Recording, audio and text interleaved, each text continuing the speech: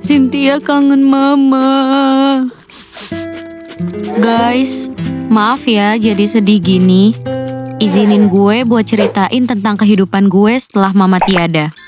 Jadi gini, nama gue Cynthia. Gue anak ketiga dari 3 bersaudara. Mama gue meninggal waktu gue kelas 7 SMP. Umur gue waktu itu sekitar 13 tahun. Semenjak mama meninggal, keluarga jadi berantakan. Ayah yang sensian gak bisa ngatur keuangan. Kakak-kakak gue yang berubah dan ada juga yang masuk ke pergaulan bebas. Kalau boleh jujur, gue juga sebenarnya gak beruntung di dalam hal pertemanan. Kayak pas foto bareng-bareng sama temen-temen, tapi temen-temen gue postnya foto yang guanya di crop. Terus juga gak boleh ada di samping mereka. Selalu dimanfaatin baik materi maupun tenaga. Dijauhin karena alasan yang gue sendiri aja gak tahu. Parahnya lagi, gue sampai dibully. Dibilang Kim, Jab, sumpah tuh mulut jahat-jahat banget. By the way, di kelas 7 gue mutusin buat jadi penari jaipong. Karena setiap minggu selalu ada job nari dan dapat uang.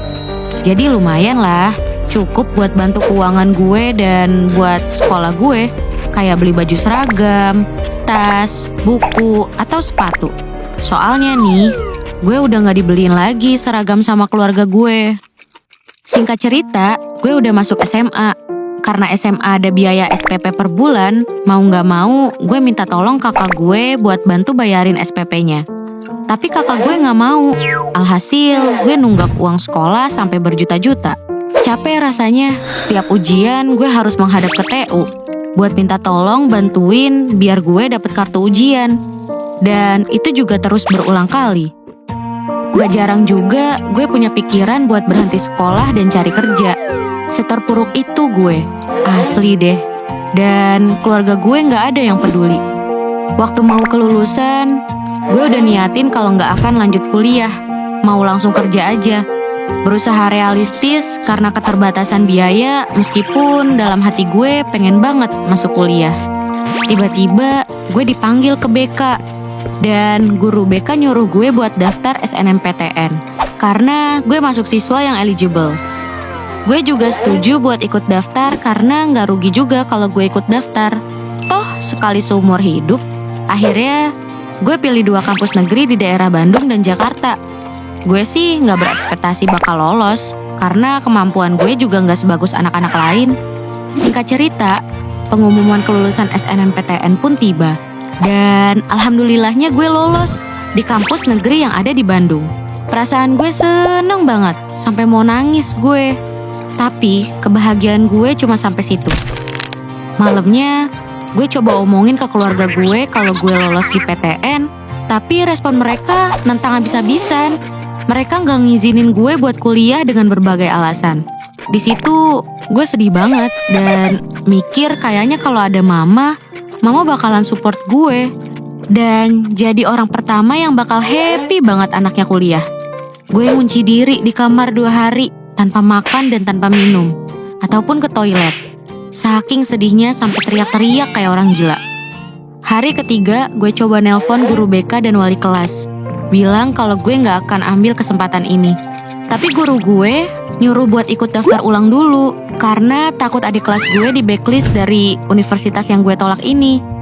Gue coba sholat asar dan berdoa, ya Allah, kalau emang ini jalannya Cynthia buat kuliah, kasih Cynthia rezeki. Tapi kalau emang bukan rezeki Cynthia, tolong ikhlasin hati aku buat lepasin universitas itu. Ternyata emang rezeki gue buat kuliah.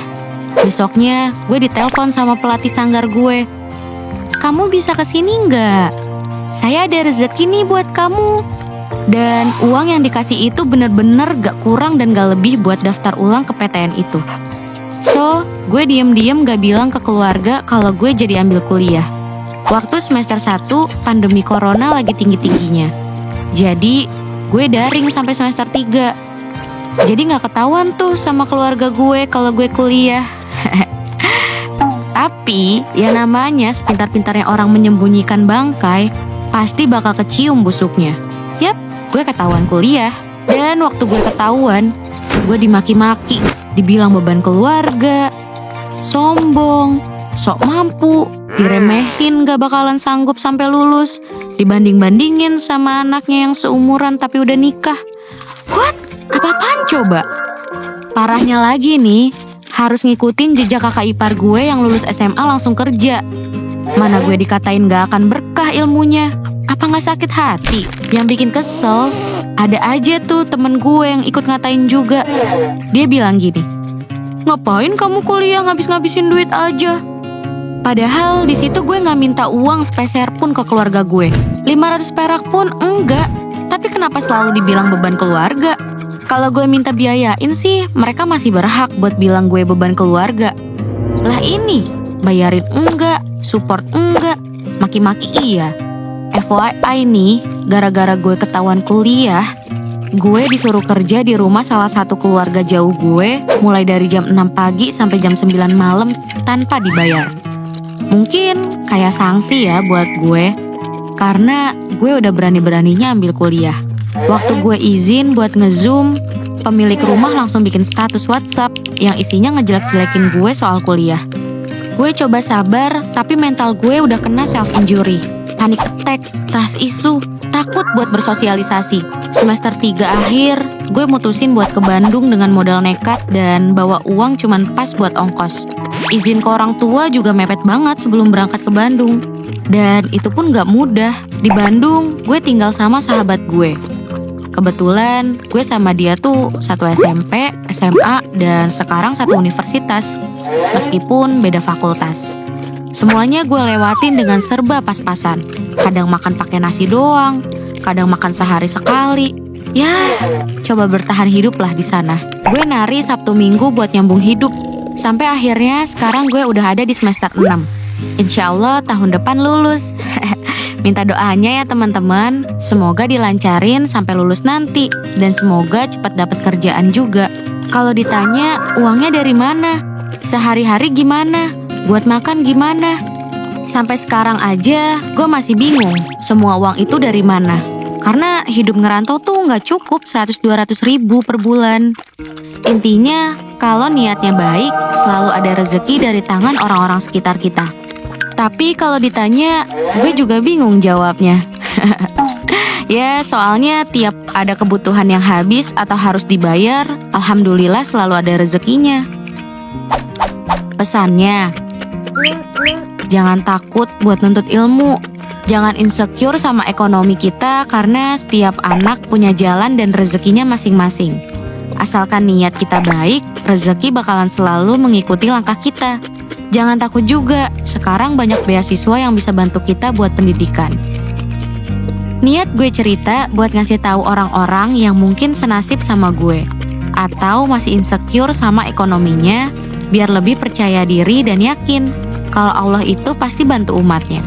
So, sekian cerita dari gue. Jangan lupa subscribe channel Gue Punya Cerita. Dadah!